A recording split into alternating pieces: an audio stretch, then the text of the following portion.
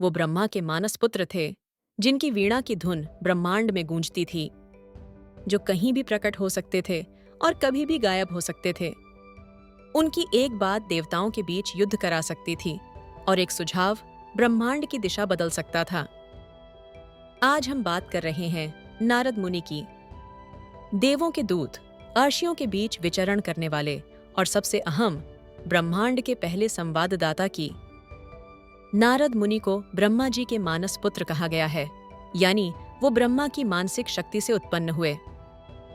श्रीमद् भागवत पुराण के अनुसार वे पूर्व जन्म में एक साधारण बालक थे, एक दासी पुत्र, जो महान ऋषियों की सेवा करते हुए भक्ति, ज्ञान और वैराग्य के मार्ग पर अग्रसर हुए।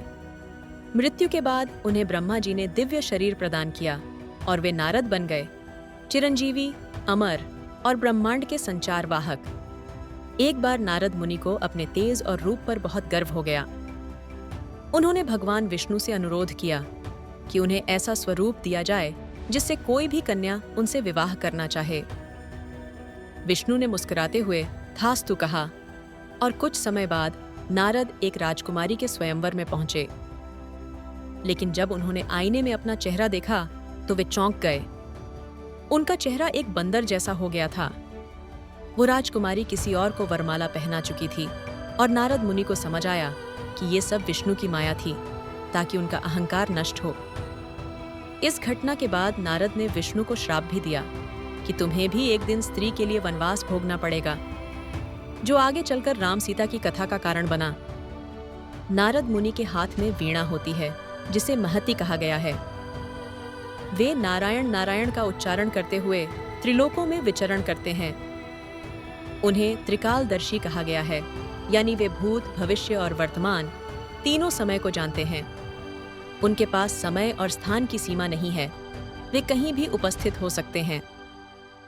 उनकी सबसे विशेष शक्ति है संवाद, सलाह और यथार्थ को उजागर करना।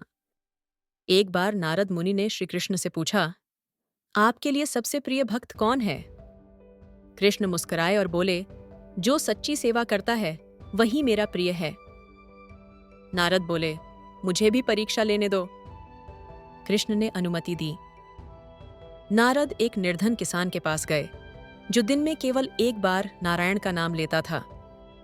नारद ने उसका जीवन देखा। सुबह जल्दी उठकर खेत जाना, काम में लगे रहना और रात को भगवान का स्मरण करना।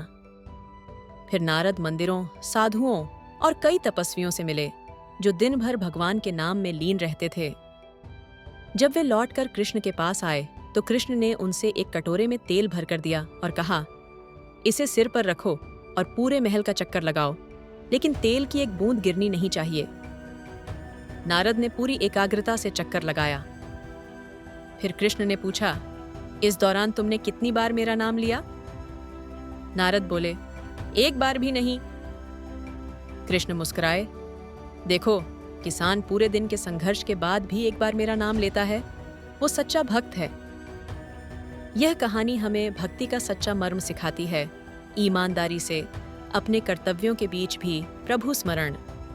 बहुत से लोग कहते हैं कि नारद मुनि जहां भी जाते हैं वहीं कोई न कोई विवाद खड़ा हो जाता है। पर क्या ये सच में कलह है या ये उनके द्वारा रची गई लीला है जो ब्रह्मांड की दिशा तय करती है?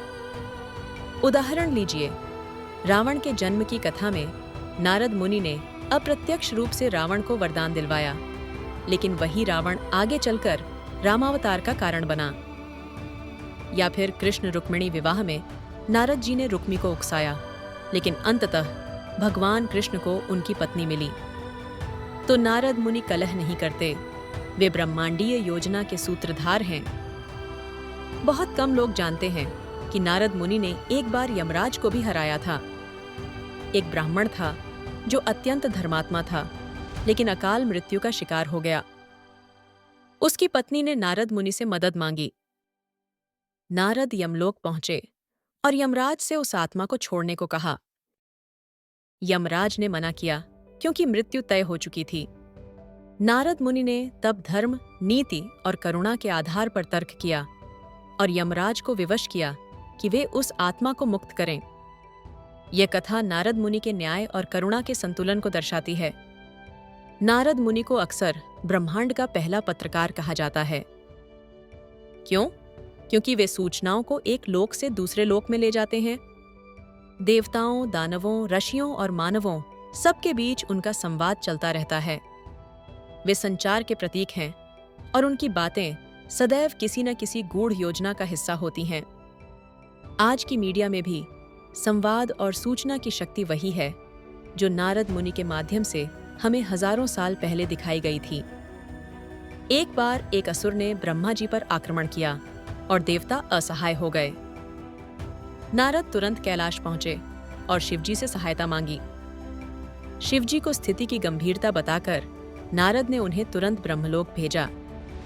वहीं शिव ने त्रिशूल से उस असुर का संहार किया। अगर नारद समय रहते न पहुंचे होते तो ब्रह्मा की रक्षा न हो पाती। इसलिए वे सिर्फ वार्तालाप के पात्र नहीं, बल्कि ब्रह्मांडीय संतुलन के रक्षक भी हैं। नारद मुनि सिर्फ संदेशवाहक नहीं, वे महान भक्त भी हैं। नारद भक्ति सूत्र नामक ग्रंथ में उन्होंने भक्ति के स्वरूप को परिभाषित किया है। उनका संदेश है, भक्ति ही सबसे श्रेष्ठ मार्ग है। उन्होंने कई राक्षसों, असुरों और भटके हुए लोगों को भगवान की भक्ति के मार्ग पर लाया, चाहे वह ध्रुव हो, प्रहलाद हो या वाल्मीकि। उनका जीवन ही एक शिक्षा है कि प्रेम और भक्ति से कोई भी मोक्ष प्राप्त कर सकता है। नारद मुनि को 14 लोकों में विचरण की स्वतंत्रता प्राप्त है। वो सप्तर्षियों में नहीं, लेकिन प्रमुख ऋषियों में माने जाते हैं। उनका नाम नार और दा से बना है, यानी जो ज्ञान नार देता है, दा। वे हर युग में उपस्थित रहते हैं, सतयुग, त्रेता युग, द्वापर और कलयुग में भी। उन्होंने ही वाल्मीकि को रामायण लिखने की प्रेरणा दी थी।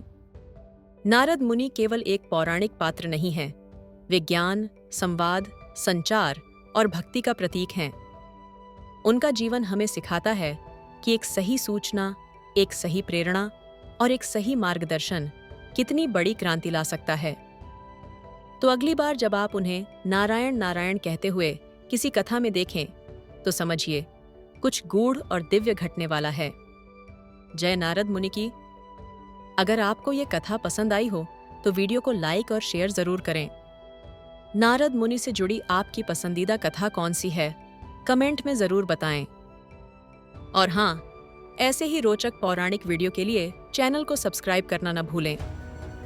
नारायण नारायण।